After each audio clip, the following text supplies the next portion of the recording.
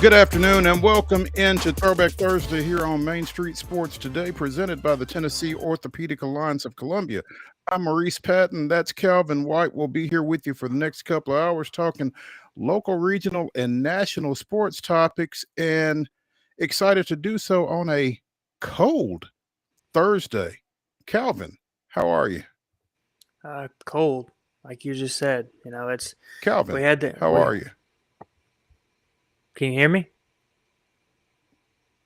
Calvin? Mo? Mark, do we still have Calvin? I can see him. Yeah, I can hear him. Ooh. That's Cal, tough. to me. Can you hear me? Mo? Yes, I can hear both of you fine. 2 days in a row. Mo is the problem. Can you hear me, Mo? Mark, is Calvin lagging? Mo, you can't hear me either? I can hear you, yes. Oh, okay. No, he's not lagging. Everybody's good. Everybody's good. Okay. All right, then. Great show today.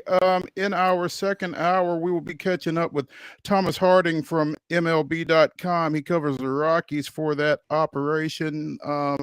We've got the winter meetings coming up next week. Thought we would check in with Thomas and get some thoughts on what we might expect out of that, as well as checking in with him on the Hall of Fame Contemporary Era Committee that will be meeting on Sunday night ahead of the winter meetings. Some interesting names that they will be considering for induction as part of the 2026 Hall of Fame class. So excited to talk to Thomas. He's always great when we're able to get him on. In the next segment, Coach's Corner, we will be joined by Page High School football coach Charles Rathbone. The Patriots headed back to Chattanooga for a fifth straight Blue Cross Bowl appearance. They will play in the Class 5A state championship game to cap things off tomorrow night, and it'll be a familiar foe, Sevier County. The two of them matched up in last year's state championship game.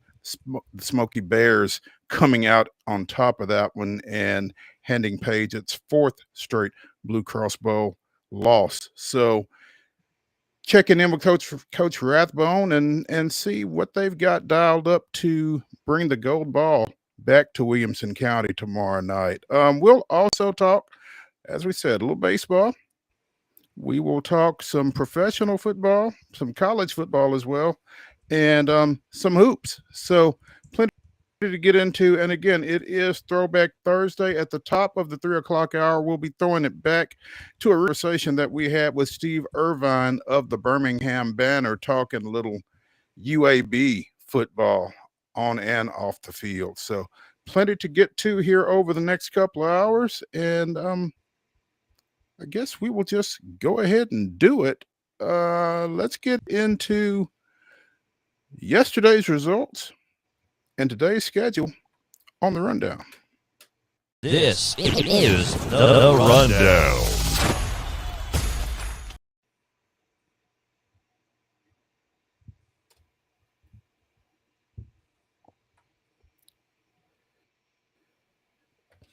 Can you hear me now, Mo?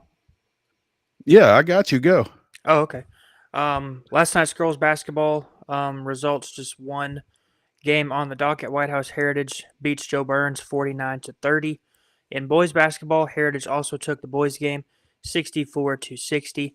In college men's basketball, Lipscomb downs Tennessee Tech 83-80. Kent State wins 96-84 over Austin Peay. It was Richmond 84-76 over Belmont. Alabama A&M 80, Tennessee State 53. Vanderbilt wins 88-69 over SMU. And in women's basketball, Vanderbilt wins 81-68 over Virginia. Belmont wins 71-65 over MTSU. And Tennessee State wins 65-62 over Stanford.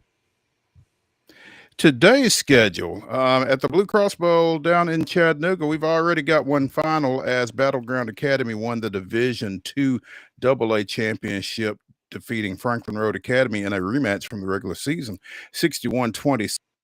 Again, final BGA 61, Franklin Road Academy 27 in the D2 AA championship game.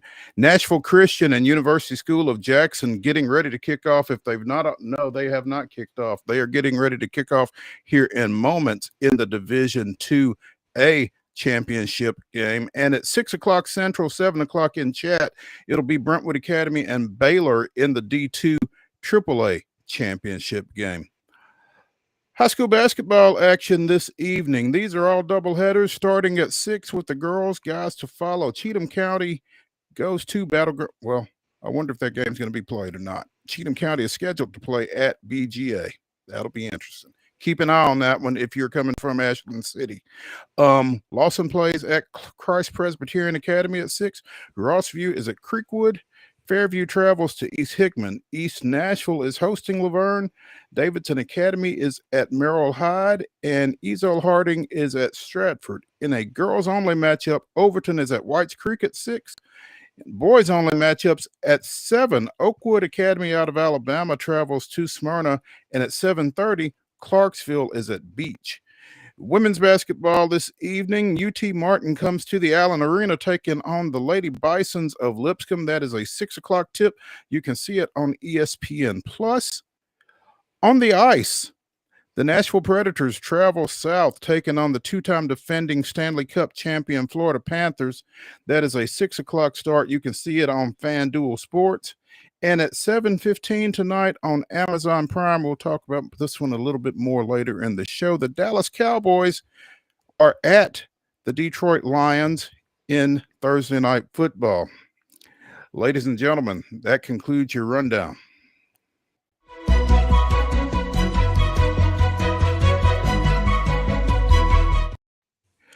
Your top story brought to you, as always, by the fine folks at Piggly Wiggly in Neely's Mill in Columbia. Be sure and check out their delicious daily deli lunch options available from 11 a.m. until 6 p.m. Also, their hand-cut meats and everything is cost plus 10% at the cash register. Piggly, Neely's Mill in Columbia, top story. And we'll probably get some input from Thomas Harding in the second hour. This one because Major League Baseball.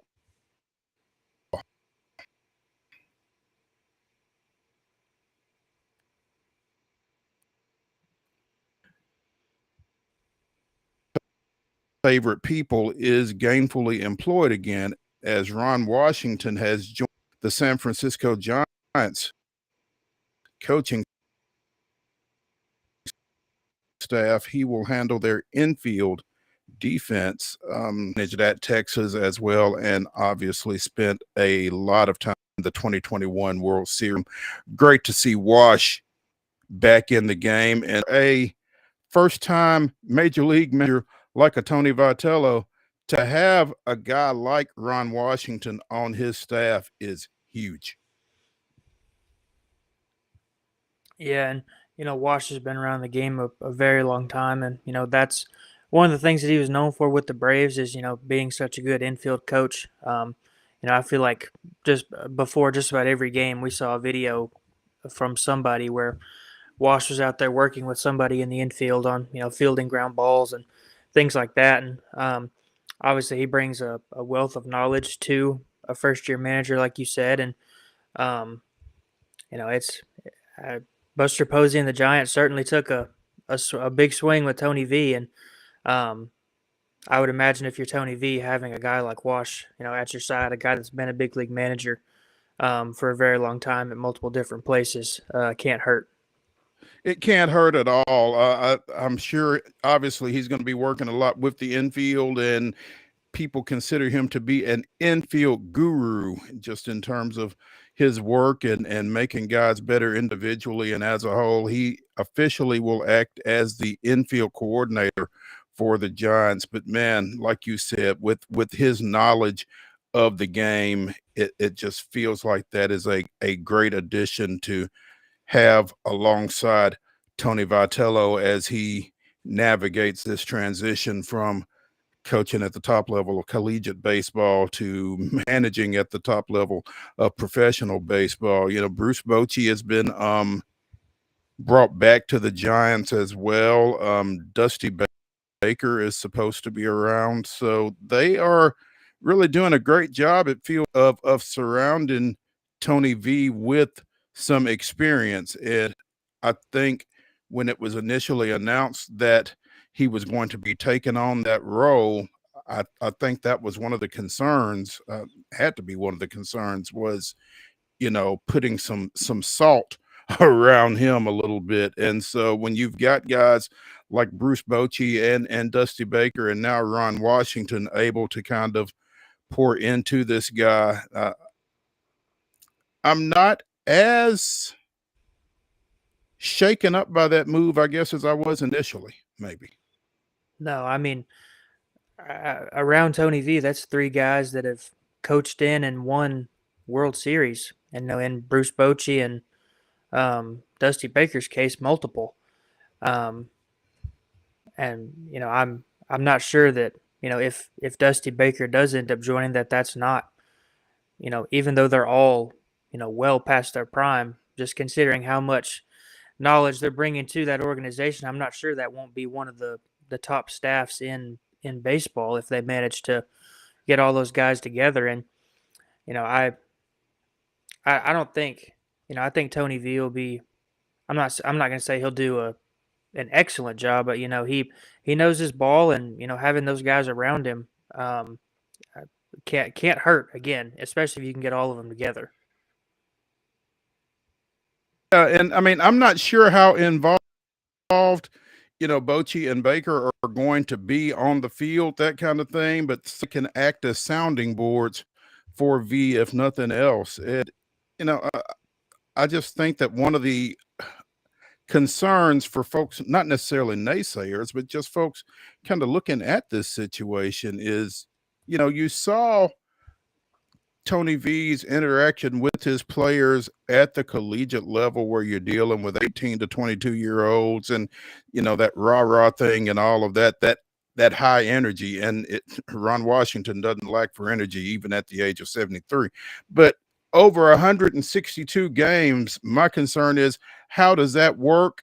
And, how do you keep that up? Does it get for older players and that kind of thing? But I think, again, with some of these around him, that's going to it looks as if Wash is one of the last people to join the staff. Jace Tingler, former manager of the San Diego Padres, is also joining the staff. Ron Wotus, Major League catcher, will be in the organization as well. And so they've got some guys, again, to really kind of help Vitello make this transition. And obviously there's going to be a lot of eyes on it.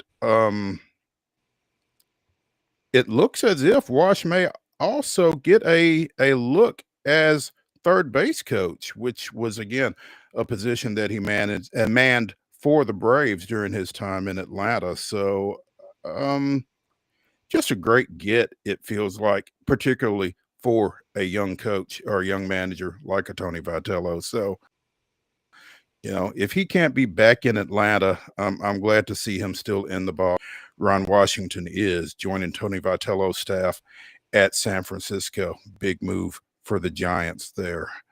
Let's go ahead and take a break here as we continue Throwback Thursday on Main Street Sports Today, presented by the Tennessee Orthopedic Alliance of Columbia. When we come back, we'll get into Coach's Corner with Page football coach Charles Rathbone. They're getting ready to head down to Chattanooga again for tomorrow's Class 5A state championship game in the Blue Cross Bowl. Stick around. We'll be back.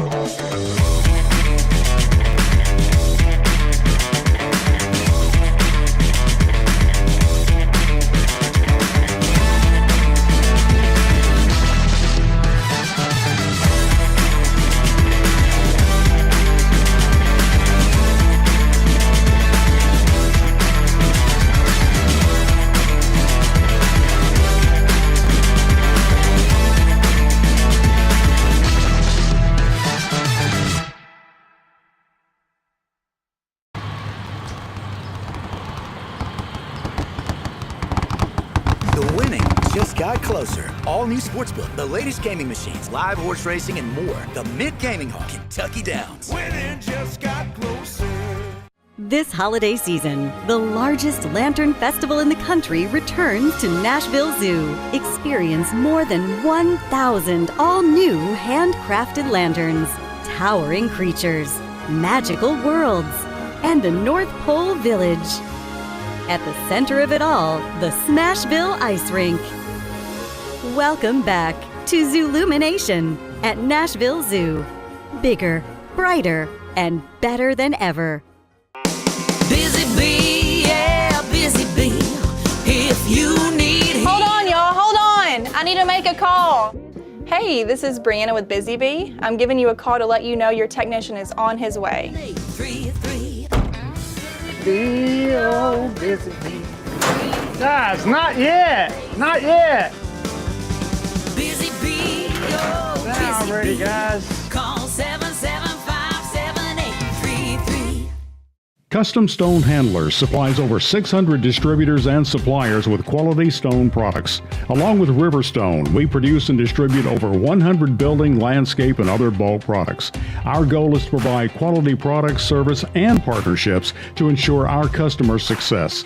We firmly believe the measure of any person or company is how you treat other people and customers. Give them a call at 931-490-4990 or visit CustomStoneHandlers.com.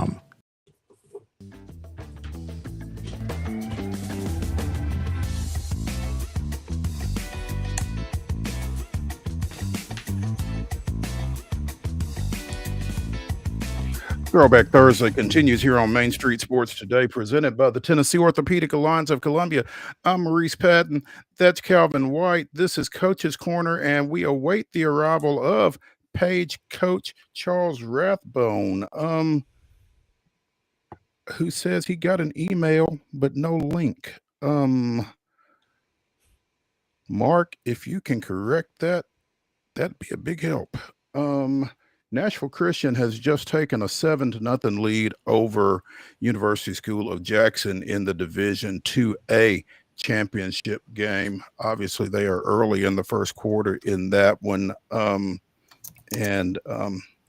Again, as we mentioned during the rundown, Battleground Academy opened things up earlier today with a big 61-27 win over Franklin Road Academy, getting a couple of defensive touchdowns and a huge game out of Caden Marable in that victory. So BGA, coming off of a state runner-up finish in D2AA last year, getting the gold ball this time around. Heck of a performance for Bobby Bentley's crew there. So there we go. We now have the man, the myth, the legend, Charles Rathbone, Page High School football coach, joining us here on Coach's Corner on Main Street Sports Today. Coach, are you there? Hold on. He's still working on his camera. Oh, okay. All right. I got all excited. I saw where you joined the stream, so I figured we were ready to roll. Page advancing back to Chattanooga again with a big 43-21 victory over cross-county rival and region rival Centennial last Friday night, coldest Friday night of the year. And I can tell you that firsthand because I was out there on the sidelines for it. Prior to that, Page defeated Beach in comeback fashion 31-21 in the quarterfinals, defeated Calvin's Kirkwood Knights Cobras 24-7. I'm sorry, Kirkwood Cobras, Kenwood Knights. Too many woods in Clarksville. I agree. The Kirkwood Cobras, Page defeated in round 2 24-7 and opened playoff action with a 62-0 win over Hendersonville. The Patriots undefeated yet again heading into Chattanooga. Mark, are we good now?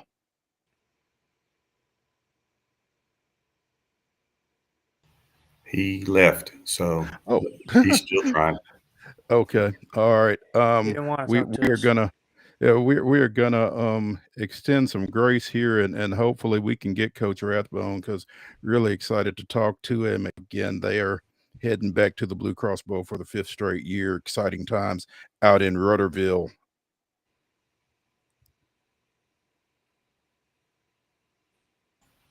Still efforting. But he's gone again. Oh goodness. Oh, he's in and out. It's like popcorn.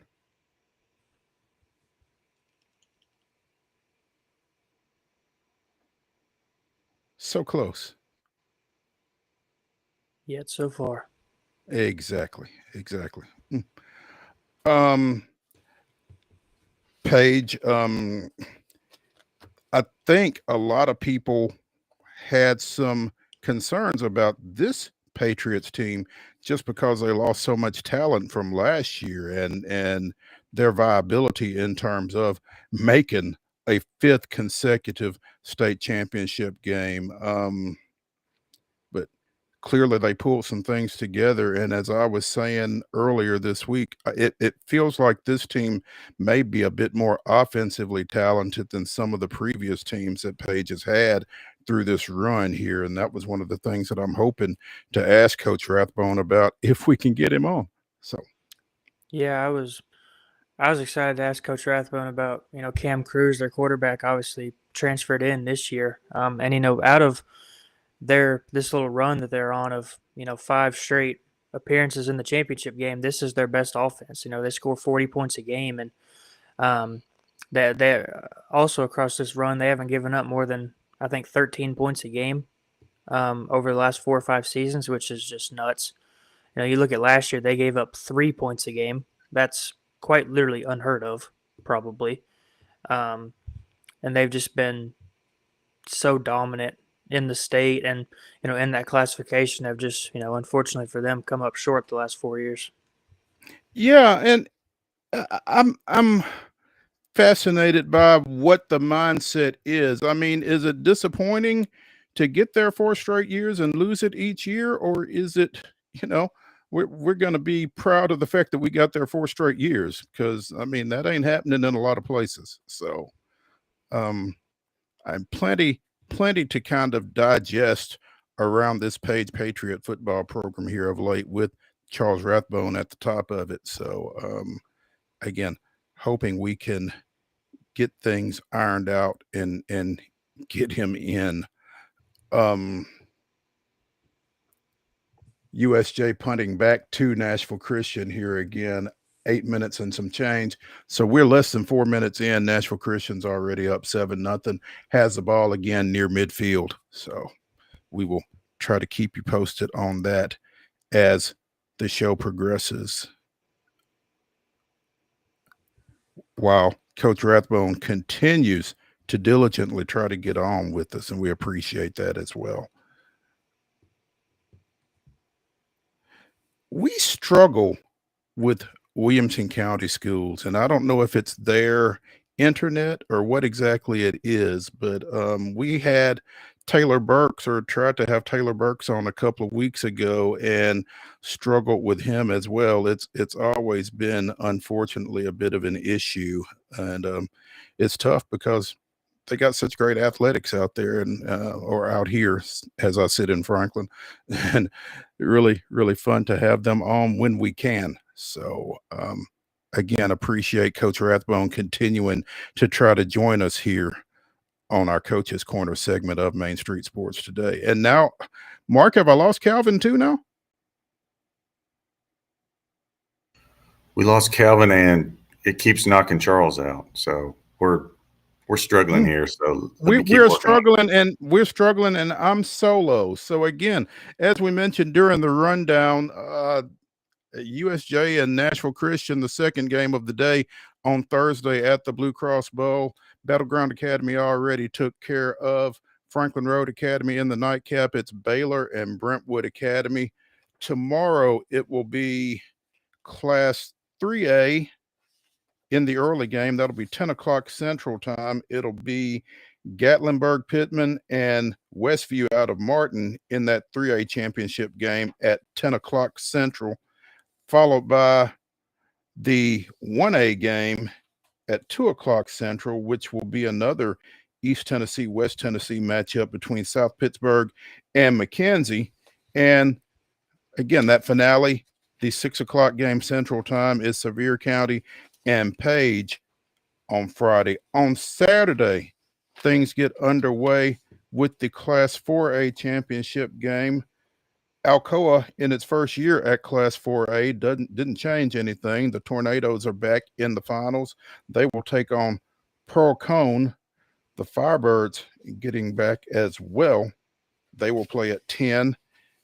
At 2 o'clock on Saturday, Central Time, it'll be Marion County and Huntington in the 2A championship. And in the 6A championship at 6 o'clock Central Time on Saturday night, it will be a battle of the unbeatens as Oakland and Ravenwood square off. So Williamson County with a shot at 4 state championships by the end of the weekend, with Ravenwood, Page, and today's BGA already getting 1, and Brentwood Academy taking on Baylor late tonight. So good times if you are a Williamson County football fan. Bad times if you're Calvin and Mo, because we still can't get Charles Rathbone on with us.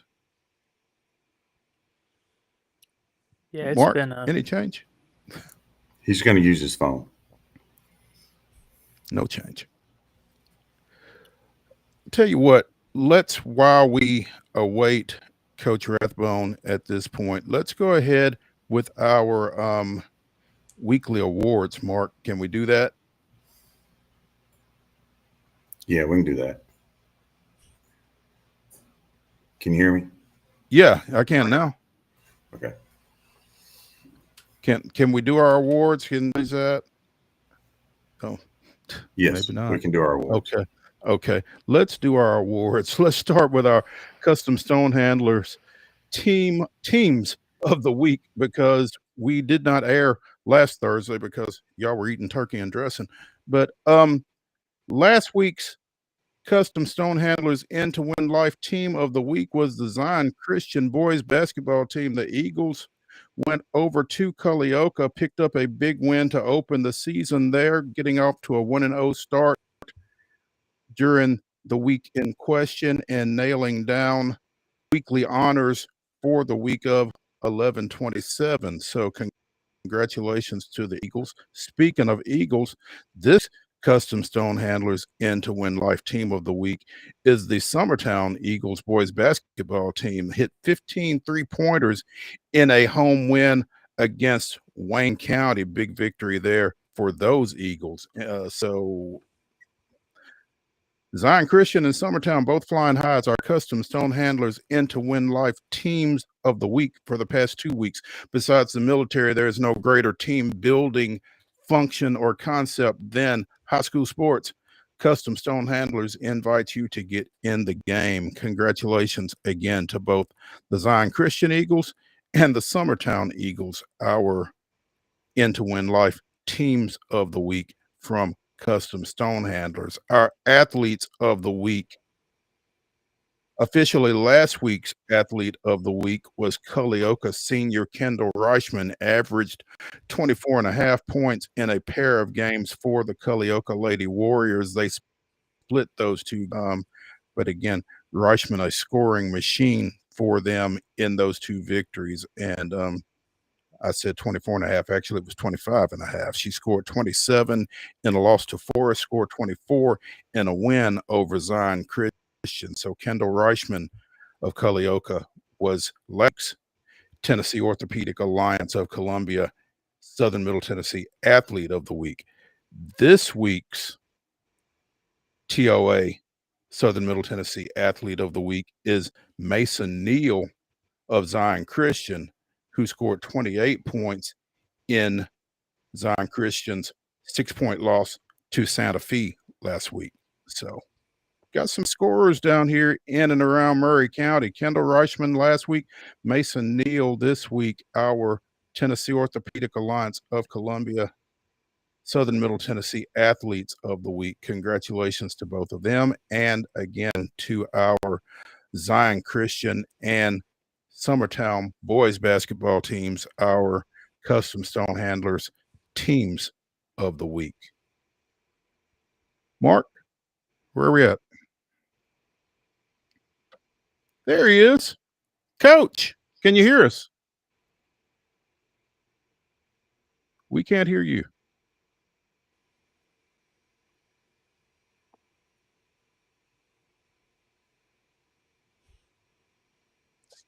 Still no volume, Coach.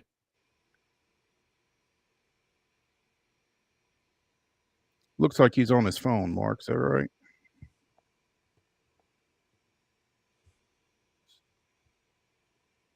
Still nothing.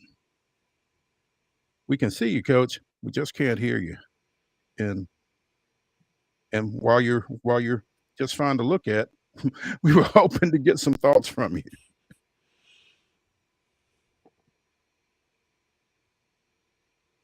Nope. Still nothing. All of those buildings out there are not easily navigated from a connectivity standpoint, and yet we keep beating our head against this. Yeah, schools like to make it hard to use your phone. Yeah, hoping for a little luck, I guess, and we're not getting any. Mark, thoughts? Because this is riveting radio. I'm going to tell him back out and try again. Okay. All right. Coach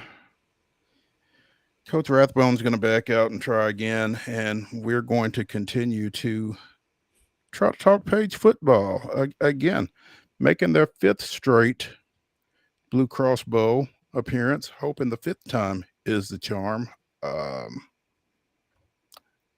Unfortunately, don't have each of those 4 previous matchups in front of me. No, they lost one of those Blue Cross Bowls to Powell out of Knoxville, and defensive lineman Walter Nolan, currently a rookie with the Arizona Cardinals. So, when you're facing that type talent, it's a little bit of an uphill climb sometimes. So Page certainly hasn't, they've not rolled over in those ball games. They've just run into some better teams out of the East typically. And it's a different dynamic once you get to that level as well. So, Coach.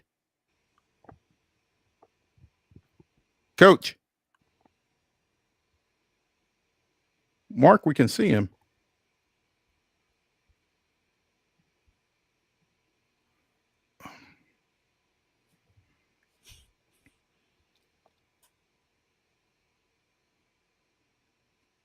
Mark, talk to me.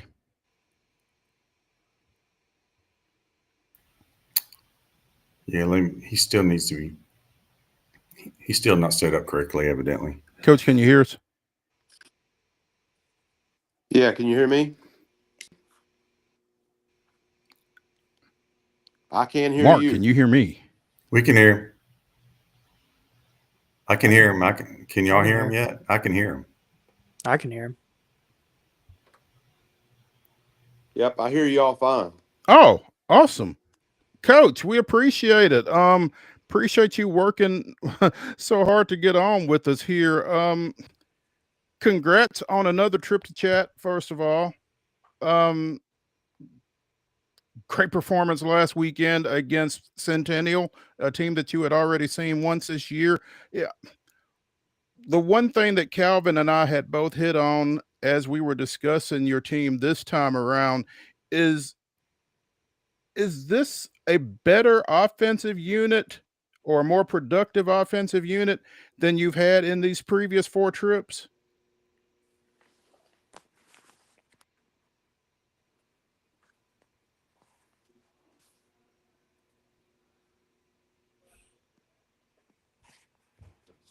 And he's gone.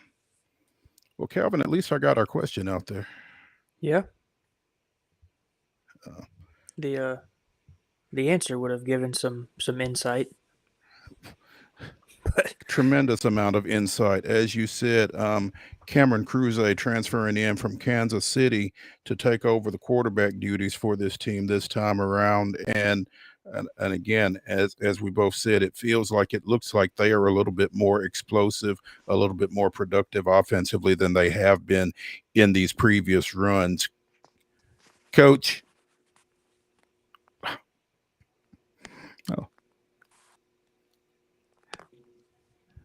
Coach, we're going to try this again. How are you?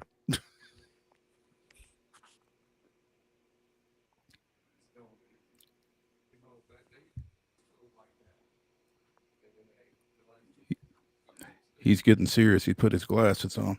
Coach, still nothing?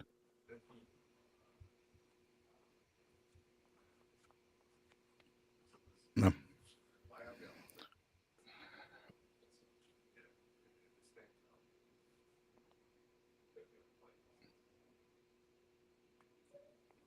Hello?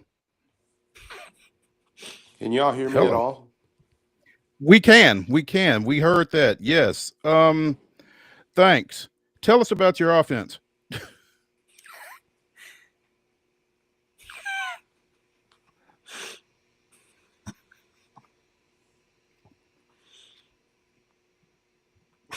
we can't hear you now. So I guess we could hear him, but he couldn't hear us. I don't know.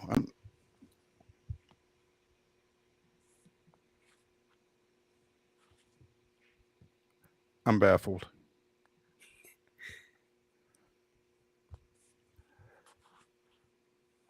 Unfixable. Yeah, Coach. You, Mark, you got any suggestions?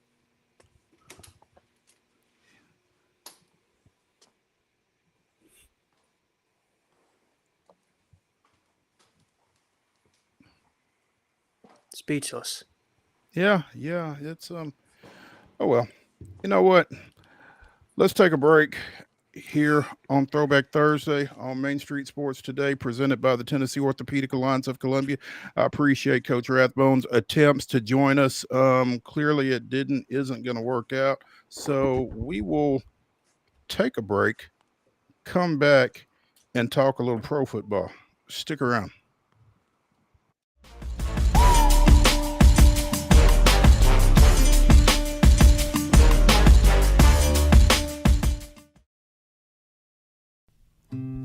Columbia Power and Water Systems is dedicated to bringing our customers reliable, local service. Whether you're turning on a light switch, your faucet, or streaming on TV, our dedicated team members from here in Murray County work every day to keep you on. If you need us, call us 931-388-4833 or visit cpws.com. CPWS, local service, local support.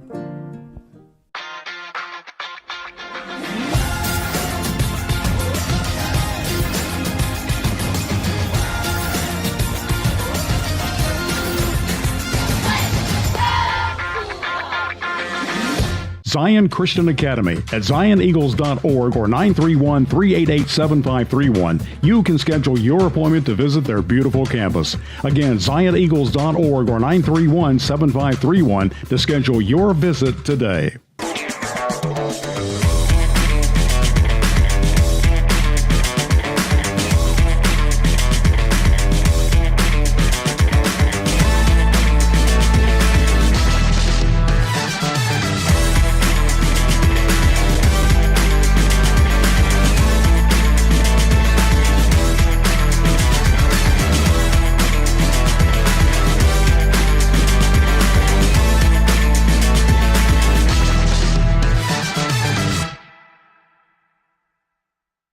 Nashville's Nutcracker, presented by Nashville Ballet, returns to TPAC November 29th through December 28th. This holiday season, audiences will journey with Clara and the Nutcracker Prince through Nashville's history and the land of sweets. Tickets on sale at NashvilleBallet.com.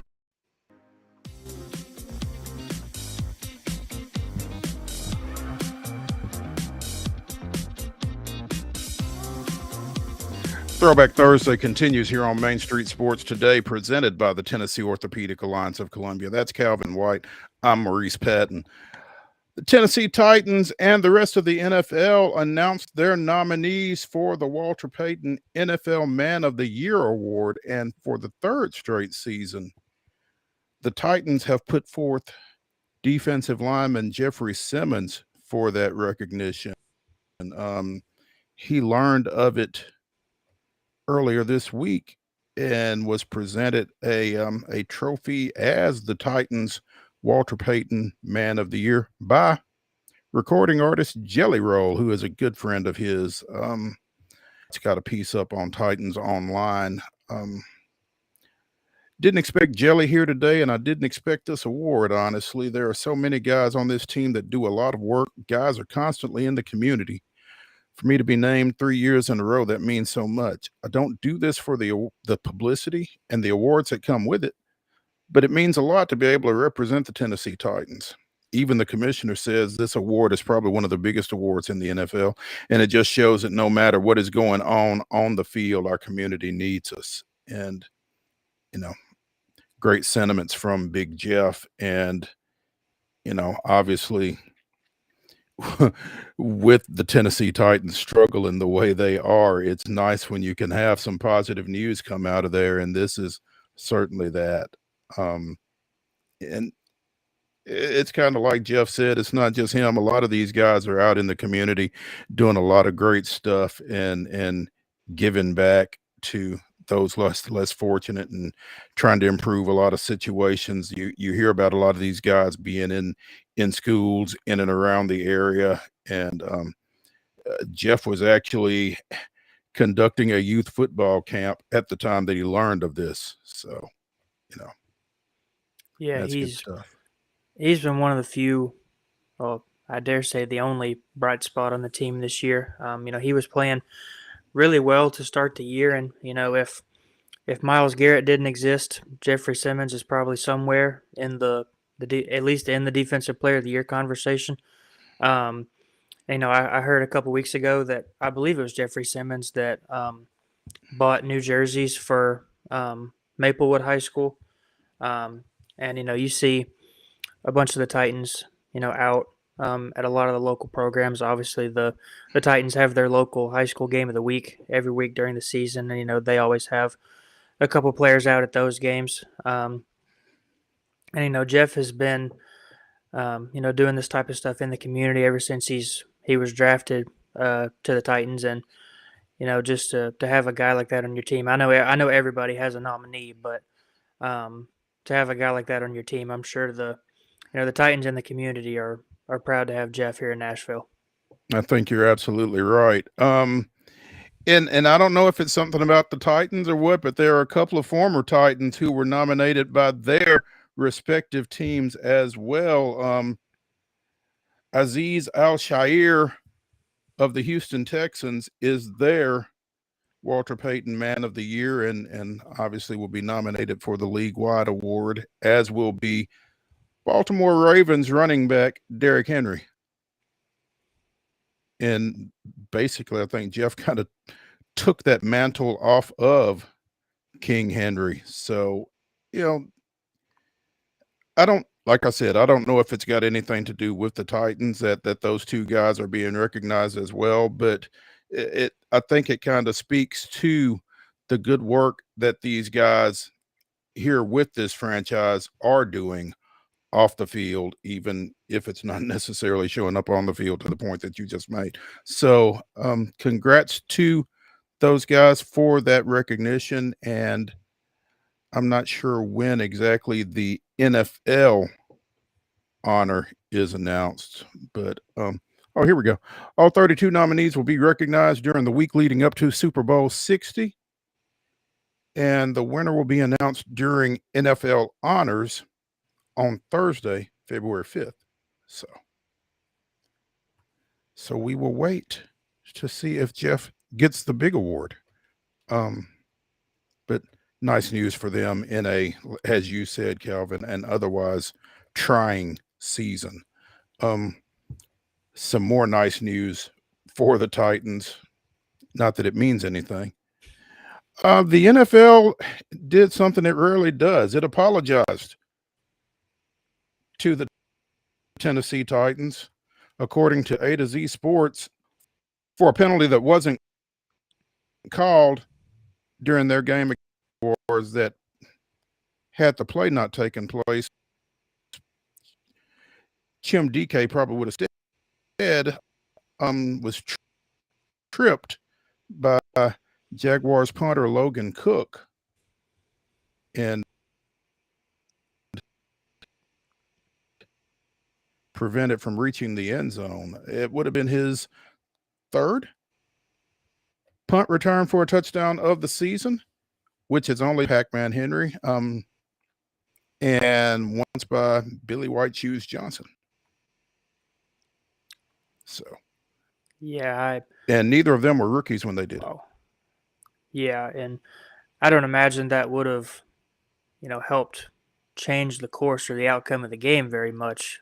But, these have got to sting.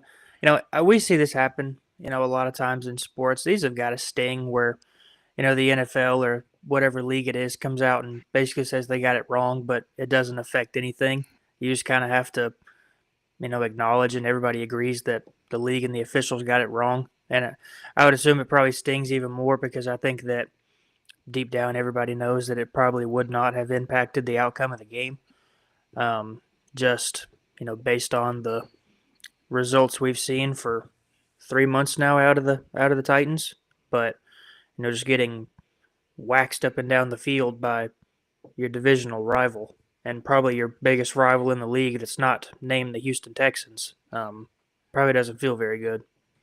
Well, and I think, though, Calvin, that because it wasn't going to impact the outcome of the game, I think maybe that makes it sting even more because at this point, this team doesn't have a whole lot else to hang its hat on other than maybe individual accomplishments and that kind of thing. And for a rookie to have 3 punt returns for a touchdown in a season is some pretty uncharted territory, I would think. So for Chimera DK and for this special teams unit and that kind of thing, that would have been, and they've still got 5 more games, and there's no telling, maybe he rips one off this week against Cleveland or something. But that would have been a nice little distinction to have again in a season that's been so bereft of good news. So, and to your point, like you said, these apologies, we used to hear about them all the time when Bobby Johnson was coaching Vanderbilt football.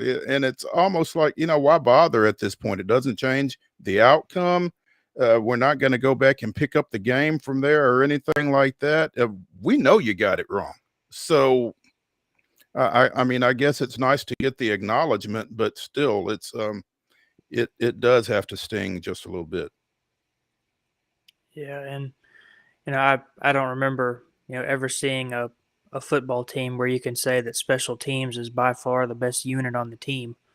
But special teams and Chimera DK have been really good for the Titans all year. Just unfortunately for the team or the organization, they just can't put things together on offense or defense. They've shown flashes at times, but special teams and Chimera DK has really been kind of the standout unit on that team so far. Yeah, and I don't know that. I'm not sure that was necessarily the expectation when they brought him in from Florida, but he has certainly been an impact player in that role and is starting to grow in the receiver core as well. So suddenly kind of becoming somebody that's a building block for this team that definitely needs those, and especially at the receiver position as well, where developing receivers has not been a thing for this team over a long period of time. So seeing some hope there with 17 and what he's doing both in the passing game and obviously in the return game as well. Something again positive for the Titans here. Thursday night football tonight, 7:15 on Amazon Prime. The Dallas Cowboys and the Detroit Lions will tee it up. Dallas going in 6-5-1, Detroit 7-5. And for sure, I don't think the Lions expect it to be right here, kind of middle of the road as they are, having had the success that they've had the last little bit. But I've got friends that are Lions fans, and when this team lost both its offensive and its defensive coordinator over the offseason, I don't know that you thought it was going to be this much of a setback, but I wonder how much of that plays into this, especially when said offensive coordinator is now the head coach of the NFC North leading Chicago Bears. Yeah, and Dallas has been playing a lot better. The the talk about them the first, half of the season was their offense was really good, but their defense was like a wet paper bag. But, Dallas has won 3 straight. Only gave up 16 to Vegas. I know Vegas isn't that great. But, held the Eagles to 21 for a 3-point win and, got into a little mini shootout with the Chiefs. But, pulled out a 3-point win over Patrick Mahomes and the boys. And, right now it's looking like Dallas might make a little late push at the playoffs. And if they are going to make a late push at the playoffs, it's going to start right here, I would think, because right now the Eagles are atop that division, the NFC East, by a game and a half? Let's see. They're up a game and a half on the Cowboys in that division. Again, the Bears, the Packers are in that mix as well. Right now, I'm not sure if the Cowboys are in the playoffs. I don't think they're one of the top 7 records at this point. So, like I said, if they're going to make a push, it starts probably tonight and picking up a win against, a potential playoff team as well in the Detroit Lions. So, yeah, neither of these teams is in the playoffs if the season ended right now, which it doesn't, obviously.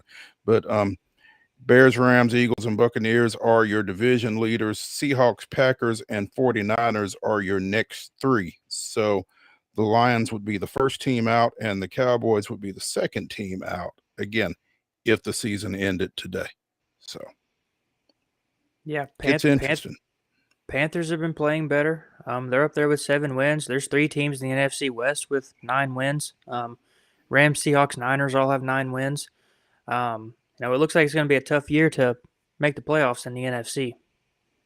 Yeah, they're not making it easy. I don't know what the Cowboys' schedule looks like the rest of the way.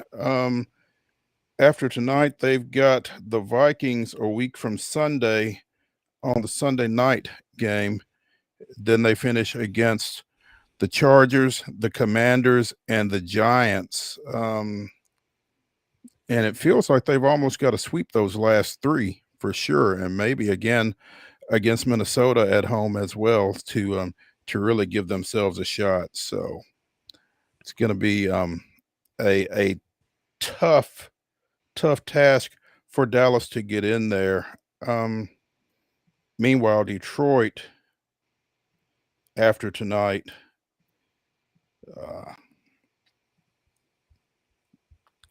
I'm having trouble getting their schedule. Here we go. They finish up with the Rams, Steelers, Vikings, and Bears. Might be a tougher run for the Lions, actually, there, Calvin. Yeah, that's tough. Yeah. Especially with, starting with the Rams. Matthew's been playing like he's 25 instead of 35. You don't think Matthew Stafford would take any pleasure in helping keep his former team out of the postseason, do you? No. All Matthew Stafford's done since he left Detroit is win a Super Bowl. Yeah. Interesting stuff here. Yeah. And I mean, just when I was beginning to really buy into Jared Goff, because I said a couple of years ago, I just didn't think that this was a guy that you could win with. And then they did everything they've done the last couple of years. And now it feels like he's kind of regressed a little bit. But again, lost his offensive coordinator. Don't know how much that's had to do with it, but he has not looked as sharp consistently as he did back in 24 and even in 23. So here's some interesting news. Russell Wilson will be a guest analyst this weekend on CBS Sports' The NFL Today. He'll be in the studio with them during the Giants bye week. Guess he's kind of seeing some writing on the wall. I don't know, but I guess that's what happens when you're not playing in the football game. Yeah. says in this article that he does intend to come back and play in 2026 and hopefully get into a situation where he can start somewhere. But at the same time, obviously kind of looking at the next step here. He's going to be in the studio with Nate Burleson and those guys on the NFL coverage this weekend. So it'll be worth watching. Let's take a break here as we finish up hour number 1 of Throwback Thursday on Main Street Sports Today, presented by the Tennessee Orthopedic Alliance of Columbia. When we come back, we will throw it back to a recent conversation that we had with Steve Irvine of the Birmingham Banner, talking a little UAB football. Oh, before we leave you, Nashville Christian leads 28-0, less than a minute into the second quarter. So Vanderbilt signee Jared Curtis putting on a show about as we expected. So NCS 28, University School of Jackson, nothing, 11:34 remaining in the second quarter here. Again, let's take a break on Main Street Sports Today. We'll come back to our recent conversation with Steve Irvine of the Birmingham Banner. Stay tuned.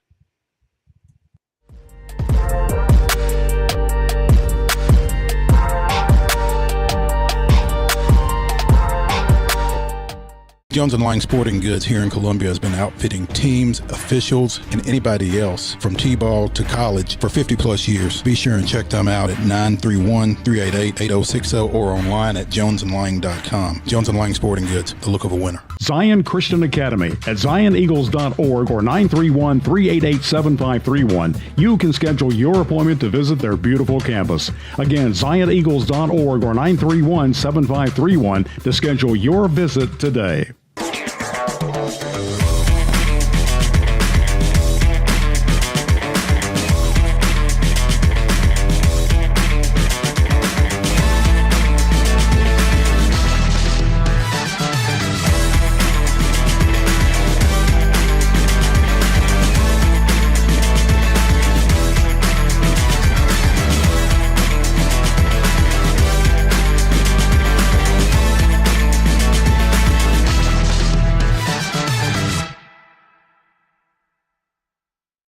Is your internet slowing you down? It's time for an upgrade. Whether you're at home, working from your home office, or at your business, it's time to unleash the speed you need with speeds up to 1 gig at CPWS for as low as $70 a month. Give us a call, 931-375-7777. Local service, local support, CPWS. Piggly Wiggly, located in Neely's Mill Shopping Center, is Columbia's locally owned and operated Cost Plus 10 grocery store dedicated to serving the community with low prices and smiling faces. Piggly Wiggly offers fresh, hand-cut meats daily as well as daily hot plate lunches from their deli counter. You're certain to see smiling faces and a helping hand when you're here at Piggly Wiggly. Come by and check out our fresh produce, high-quality meats, and more. Down home, down the street, we'll see you at the Pig.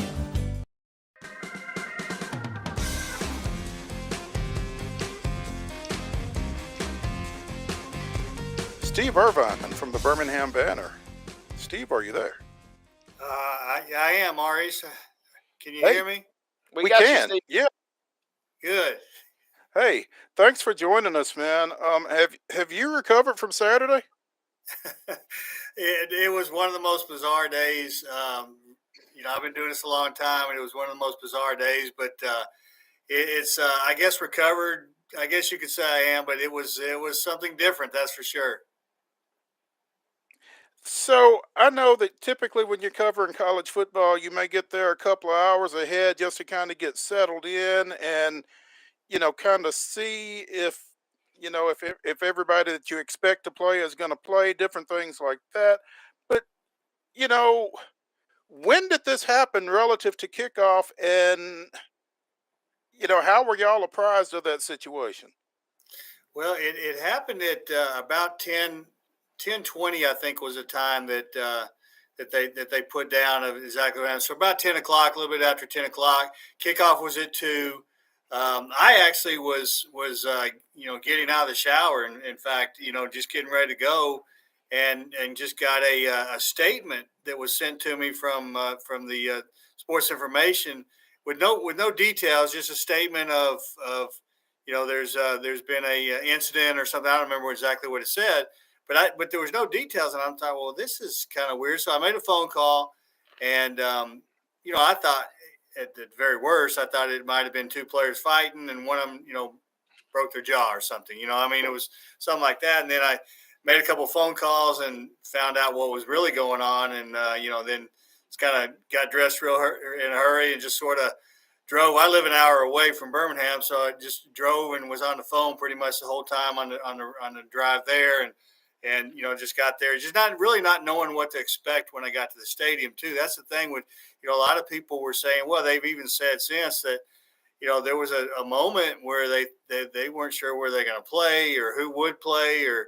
a lot of players were wanting to opt out because of the situation, obviously. And so, I really got to the stadium thinking, am I going to be the only one here, type thing, or who's going to be there, I think. Mm-hmm. And so it was a strange, it was just a strange time. And they end up getting to the stadium, the players that played, or the part of the team that played, right about the time they were supposed to. So a couple hours before kickoff. So, and then they went from there. But it was just a very surreal sort of game. Steve, how many players? I can't imagine. What? Go, real quick, Steve, going over this before you just arrived. Go ahead, Wade. Several players sat out, understandably, and I'm curious, how many players was UAB short by the time this thing really got kicked off on Saturday?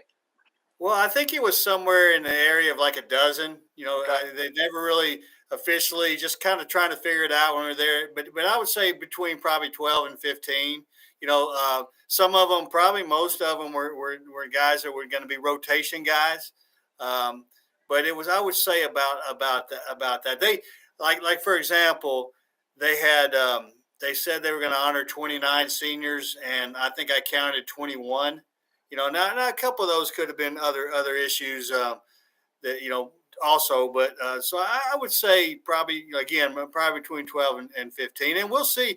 Even moving forward is still unclear right now on if everybody's going to play this in the last game at Tulsa, or if there's some that are going to sit out too. So it was rough. But there was a time, I think, when they really wondered if anybody would want to play after what happened.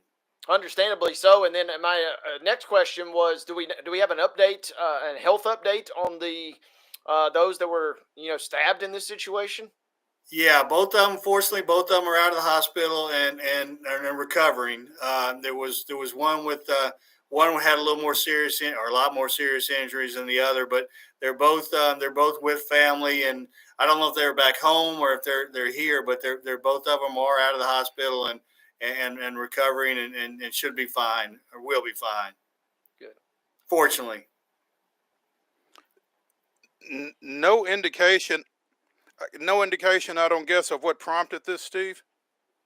No, I mean, from what I've been able to find out and talk to some people, it was just it started with a practice fight, or just sort of a something that happened in practice the day before, and I don't know if it how far it carried over after practice, but it was just one of those strange things, and it's not. I mean, y'all know. I mean, you've been around. I mean, there's fights every day, and some of them are worse than others, obviously. But I mean, I'm at practice a lot, and I don't see that many fights out there, to be honest with you. And it was something that occurred during a practice, and just somehow carried over to the unimaginable. It really did.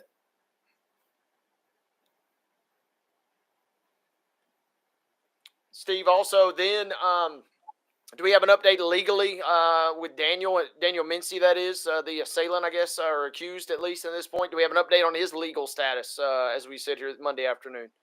No update really from the other day. He has been charged with that aggravated assault and attempted murder, and he is in the Jefferson County Jail, as we speak. I haven't checked today to make sure, but last I heard, there's been, there's no bond or no bail as of this point. So he's, as far as I know, he's still in the jail, and I don't know what the next step yet is on that. He's listed on their roster as a 6'4" redshirt freshman. We talked about right before you arrived. He was at previously Kentucky. Was this an impact player already, or was this a guy that was maybe biding his time before he got in the mix in a year or two, perhaps? Yeah, he was not an impact player at all. Had not played, But then now when they signed him, they thought he had a really good chance to compete for a job. They thought he was going to be a center. He can play all the way through, but they had hoped he was going to be a guy that could compete for the center job, and just wasn't there yet. It was a guy that a scout team guy had been with them all year, but had not played in a game. But I think they thought that he might have a future as a player, but was just not ready at this point, and again had not played in a game. But I know when they signed him and when he came in, they were very excited about it. They thought that he had the ability to at some point be a player for him. Steve Irvine of the Birmingham Banner joining us here on Main Street Sports today, presented by the Tennessee Orthopedic Alliance of Columbia. Steve, there's been a lot to go on with this program over the last couple of years. Nothing that necessarily rose to this level, but a lot of things kind of out of place here. How does UAB get headed back in the right direction with everything else that's been going on, and now this? Well, that's a good question. I think if we knew the answer to that, I don't know that anybody knows the answer to that right now. Obviously it starts, it starts with getting through this situation. It really does. And I think I will say this: I do think that they have done an outstanding job of trying to help these current players get through a situation that they never thought would happen. And I think they've done a great job of thinking about the mental health aspect of it, and just getting them help through that if they need help, and making it very known and very, very obvious that if they need to step away for, whether it be a game or practice, a moment, whatever it may be, that they need to step away, and they'll have help there for them. And so I think it starts there, and I do think they've taken the right steps there. But this is not something that's going to happen overnight, and then the next thing is, they got to make the right hire, and honestly, with this situation, on top of where they're at as a program right now, I don't know how that's going to affect the situation. I'm trying to find a coach, a coach that might have been interested before might look at it now and go, man, do I want to go into that? If that, and again, this is I think the one thing that we all got to be aware of is this isn't a culture thing from what I've seen, at least. And I'm out there a lot. This is a one person type thing. Not that, I don't know these kids obviously, but I don't think that this is, this isn't a case where, back in the day when you heard about Oklahoma having, guns in their locker room and stuff like that. This isn't like that, but as a coach, as a prospective coach, you look at it and go, well, I'm interested in it. But when this happens, you got to question, do I want to go into the middle of that? If this happened, do I want to go in the middle of that? So, we'll see. But again, moving forward, it starts with who's going to be in leadership, moving forward. And I'll say this, I think Alex Mortensen has really handled this whole situation, not just Saturday, not just this incident, but I think he's handled from day one such a tough situation with a lot of class, a lot of maturity, a lot of, here's a guy who's never been a head coach, and he's handling some things that, that a lot of veteran head coaches would struggle with, and handling in a really good way. So, I don't know if he'll be what kind of candidate he is to stay. I don't see it right now, but I think he'd be able to handle the situation if that's the need. But we'll see. I mean, we'll see where they go with the coaching search, and and go from there. Steve, I wanted to ask you. We talked a little bit about the matchup versus Tulsa, kind of at the bottom of the American standings. How viable is Bill Clark for let's get Mo in there. Well, I mean, it depends. I think if I think a big part of Bill Clark deciding, obviously his health was bad. I mean, not bad health, but he had a bad back. But his relationship with Mark Ingram, the athletic director, was not good. And so I don't think that he's viable at all if there's not a change in the leadership. At the athletic director, which at this point I don't think there is. I mean, I think Mark Ingram's here and is going to be here. So I think in that case, Bill Clark is not viable. If there's a change in leadership, I think he's very viable. I mean, I think Bill would come back. You got to remember with Bill Clark is, man, this is his baby, man. I mean, obviously he didn't start football here, but he was here for the return, and he was a reason. He's really the reason they're still playing today, in my opinion. Because of what he did back then, staying with the program, doing what he did. That run was amazing. So I think if everything was right, then I think he would be very viable. But again, it's not going to be with the current leadership. That's just the way it is. I mean, that's just I'm not saying one side's right or wrong. I mean, that's not my place to say. I just think that if the leadership's the same, you will not see Bill Clark.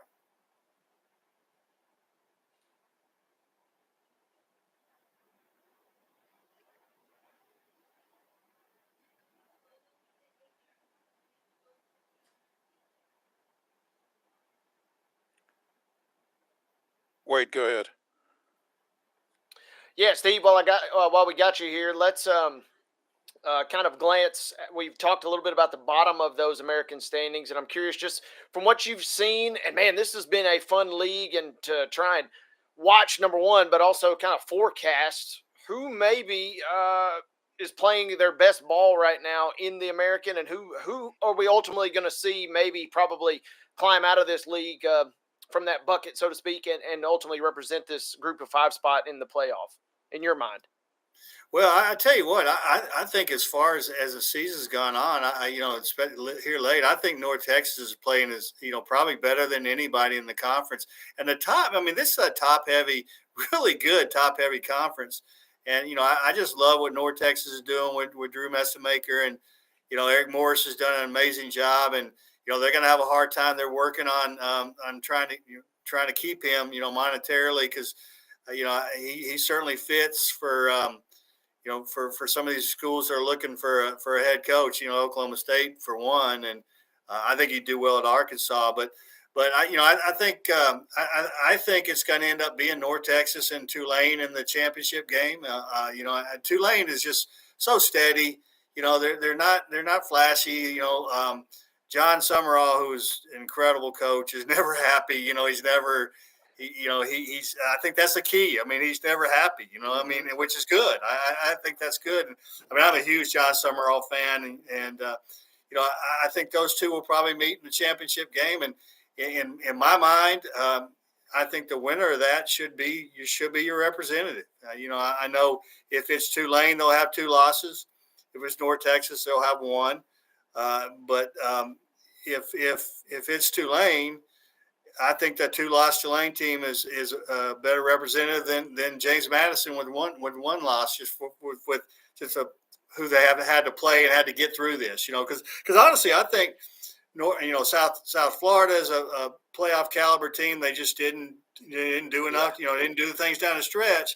But I think they're playoff caliber. I think East Carolina really came on and played real well. Navy, you sort of forget about Navy and because they're kind of in the background a little bit, but this is a really good Navy team, and so I think that they've had to get out of the American Conference to as far as playoffs go.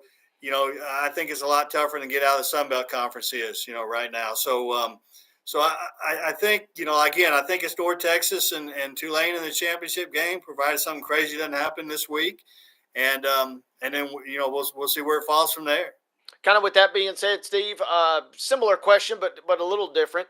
Of those top 6 teams, but maybe take Navy out just because they're such a unique situation. And when I'm talking about North Texas, Tulane, South Florida, maybe even ECU and Memphis, among those 5 teams, how many of them are going to be looking at coaching changes this offseason, you think, as some of those higher programs come calling in your mind? Well, I think definitely Tulane. I mean, I think everything's kind of fallen. John Summerall is a really patient coach. I mean, he's really patient. He's waited his opportunity. But I think there's just too much out there for him to be able to stay at Tulane. I really do. Especially if Lane Kiffin goes to LSU, and then Ole Miss opens, and you have provided John Summerall is still out there. I know he coached. He was an assistant at Ole Miss and loved it there.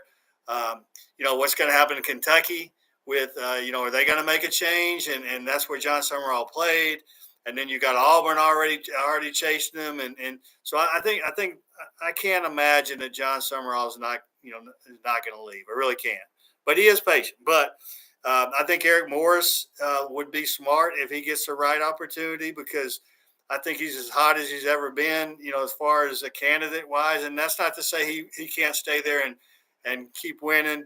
But I think there's a couple things out there for him.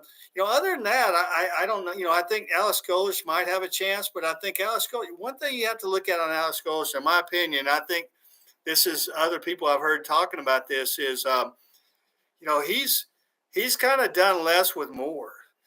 Excuse me. He has, they've got a really good budget for an American Conference team, and he's at the top. Probably him and Memphis, maybe Tulane. Those 3 are right there. But what Alex Golesh has been good, real good. Well, he's been good, but he hasn't got over that hump with really more resources than most everybody else in the conference. So to me, I think he's got to stay there a year or 2 more to prove. I think he's got some stuff to prove. That doesn't mean that maybe in Oklahoma State won't come get him now. He might. He might be gone, and I think it would be a good hire. But I still think he's got a little stuff to prove. Again, because when you're winning more with less, well, that's that jumps out. But when you have more and you're not winning a championship in 3 years, that speaks volumes to me. And so I think he could get out.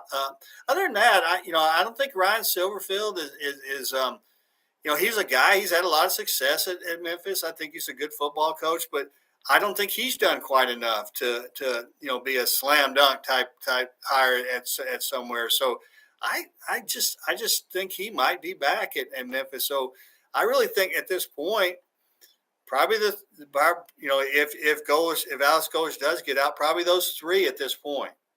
If a team were to lose, among those, their head coach, which one of those is maybe on the shakiest ground, as if to say, oh man, as soon as this coach leaves, I'm really concerned about the program going forward. Because I'm always fascinated at the group of 5, how much of that is tied to budget, NIL, et cetera, and how much is it tied to, hey, we just got the right coach at the right time, and we produced some magic. So I'm curious if that plays at all in your mind. Well, it does, and then I think probably North Texas, really, because I think now they put a lot of money into it, and they've really done a great job with their facilities, and and they've got money. But Eric Morris, he's transformed that program. John Summerall came into a good situation at Tulane. And I think they'll find another guy. Now, Alex Golesh did turn South Florida around, but again, he hasn't won a championship. And Eric Morris hadn't won a championship yet. But right from when he took it over to today, in 3 years, has been pretty spectacular, really. And so I think, just looking at it from the outside, I think that probably North Texas. Now, again, if you make the right hire, no matter where you're at, you're fine. But they'd have to make the right hire. And then, kind of final question, which I said about 2 questions ago, but where does UAB come into this? Are they a right coach away from being kind of suddenly back in the mix in the American, in your mind? Oh, absolutely. I think so. I mean, I think if that make a good hire. I just think you look at what now. Bill Clark wasn't in the American Conference. I understand that, but you look at what he meant to this, and so yes, I think if they have the right coach, because I think they got a lot of work now. So the right coach is a start, I guess, because they still got to get their budget better. They still the facilities are fantastic. Facilities are fine. They're good. They're golden in the facilities. But they've got to get their budget right, got to get their NIL right. So that's going to be important too. But I do think if they get the right coach in here, they certainly can transform pretty quickly, back into, what they were. I really do. Steve Irvine of the Birmingham Banner joining us here on Main Street Sports today, presented by the Tennessee Orthopedic Alliance of Columbia. Steve, we appreciate you taking some time with us this afternoon and your insight, and look forward to catching up with you under better conditions. Yeah, man, it's great. It's always great talking to you guys, and yeah, hopefully we're a little calmer days ahead. Yeah. Sounds good. We appreciate it. Thanks.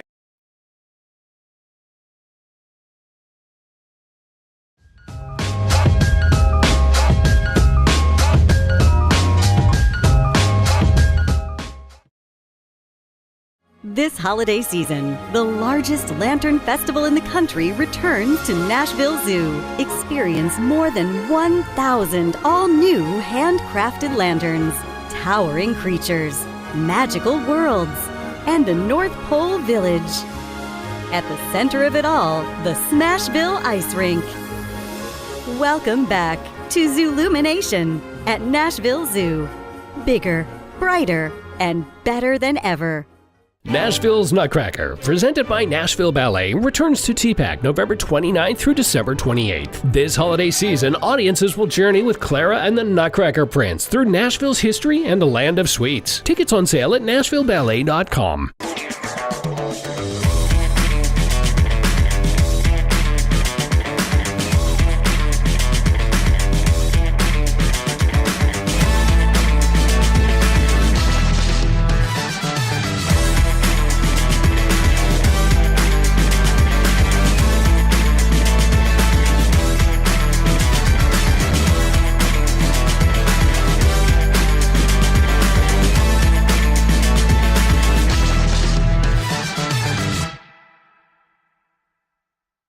Jones & Lang Sporting Goods here in Columbia has been outfitting teams, officials, and anybody else from T-ball to college for 50 plus years. Be sure and check them out at 931-388-8060 or online at jonesandlang.com. Jones & Lang Sporting Goods, the look of a winner.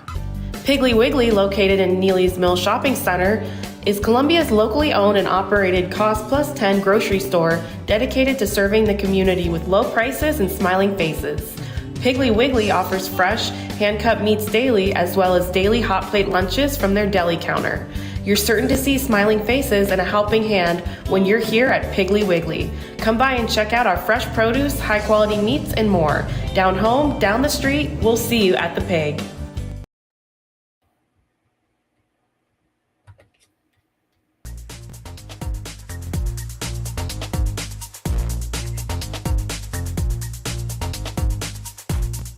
Throwback Thursday continues here on Main Street Sports Today, presented by the Tennessee Orthopedic Alliance of Columbia.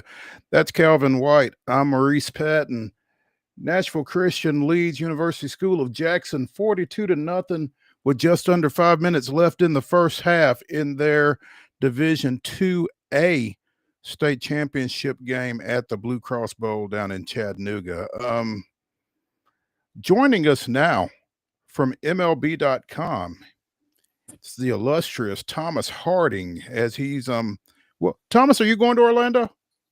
Yes, I am. Getting ready to go there for the winter meetings. Should be a fun event. It always is. I've seen you at that winter meetings in Nashville, and it's been a great time. It's been a great time. It's been a while. The last couple of times it was here, I couldn't get credentialed. Major League Baseball has gotten kind of tight with those credentials, and it's unfortunate. I'd love to get back out there.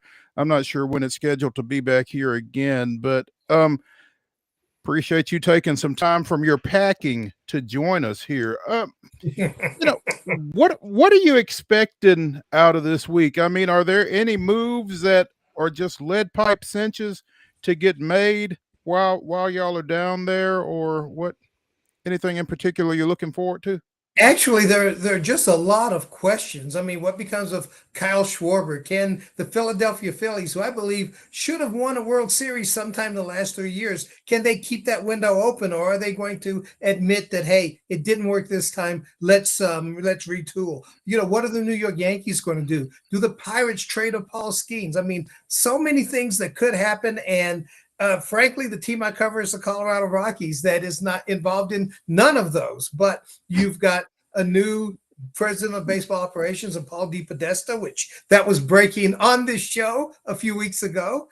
And you also have Josh Burns hired just a couple of days ago as the general manager. Warren Schaefer was moved from interim to full-time manager, so they've got to hire an entire coaching staff. So all this stuff is going to be going on, and I'm probably going to be like a lot of you out there. I will just be a more of an observer than a participant. You know, that's kind of the best thing, if you can just observe all the madness and all the chaos and not actually have to be involved in all of it. But the problem is, I'm going to be involved in lower level chaos. Yeah, I understand. Does Pittsburgh actually move Skeens? I can't imagine it. I think it would be actually insane, to be honest with you. That is a team that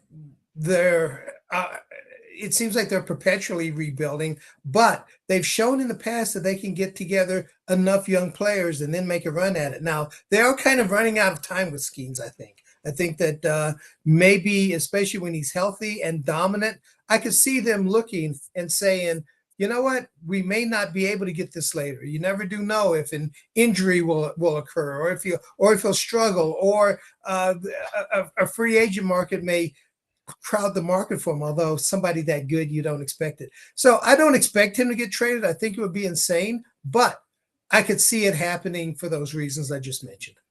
You know, could you get enough back to make it worth it, particularly with your fan base? Well, I think with the Pittsburgh fan base, it's a pretty angry fan base right now anyhow. You can make it a lot angrier. You would have to get back a lot, and you would have to be able to show that that'll eventually get you some wins. Usually when you trade a guy like that, I mean, they traded Garrett Cole a few years ago.